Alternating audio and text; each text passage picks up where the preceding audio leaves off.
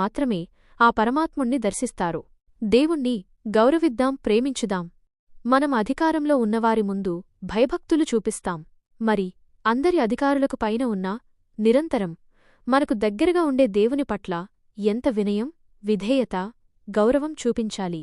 ఒక గొప్ప భక్తుడు ఎల్లప్పుడూ తాను దేవుని సన్నిధిలో ఉన్నానని భావించేవాడట. అందుకే అతను ఏకాంతంగా ఉన్నప్పుడు కూడా భక్తిశ్రద్ధలతో, మర్యాదతో మెలిగేవాడు. ఆయనను చూసిన వారికి కూడా భక్తి కలిగేదట. మనం కూడా అలాగే నడుచుకోవాలి. మనమందరం వెలుగుకు సంబంధించిన ప్రజల్లా జీవించాలి. పాపాత్ములు చీకటికి సంబంధించినవారు. దుష్టక్రియలు చేసేవారు తమ దుష్కార్యాలు బయటపడతాయని వెలుగును ద్వేషిస్తారు, వెలుగు దగ్గరకు రారు. కాని మనం క్రీస్తే వెలుగు అని గ్రహించి ఆయన సన్నిధిలో జీవించేవారంగా ఉండాలి. దేవుడు మహాపవిత్రుడు. ఆయన పాపాన్ని ఏమాత్రం సహించడు. అంత పవిత్రుడైన ప్రభువు సమక్షంలో మనం పాపం చేయడానికి ఎలా సాహసిస్తాం? ఒక భక్తుడు శోధన వచ్చినప్పుడు, నేను ఈ దుష్కార్యానికి పాల్పడితే దేవునికి ఎలా ద్రోహం చేసేది అని అడిగాడు. దేవుని సన్నిధిని మనసారా తలంచుకుంటే పాపం నుండి తప్పించుకోగలం. దేవుడు మనలోని ప్రతి ఒక్కరిని మనం ఈ లోకంలో ఒక్కరమే ఉన్నామా అన్నట్లుగా నిశితంగా పరిశీలిస్తాడు.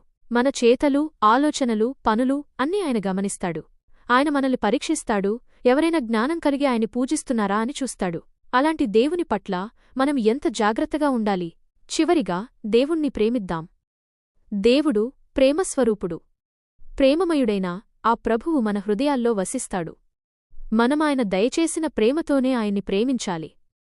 అన్ని వస్తువుల్లోనూ ఆ ప్రభువుని దర్శించే మహానుభావులు అన్నిటిలోనూ ఆయన్ని ప్రేమిస్తారు. అన్నిటినీ ఆయన యందు ప్రేమిస్తారు. దేవుణ్ణి ప్రేమించేవారికే ఆయన దక్కుతాడు.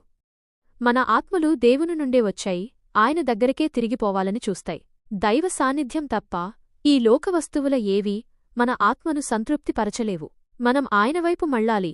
ఆయనకే అంకితమై ఆయన్ని ప్రేమించాలి. నీ సన్నిధిలో నేను మహానందం చెందుతాను అని కీర్తనకారుడు అన్నట్లుగా మనకు కూడా దైవ సాన్నిధ్యం ఆనందాన్ని కలిగిస్తే మన జీవితం ధన్యమవుతుంది.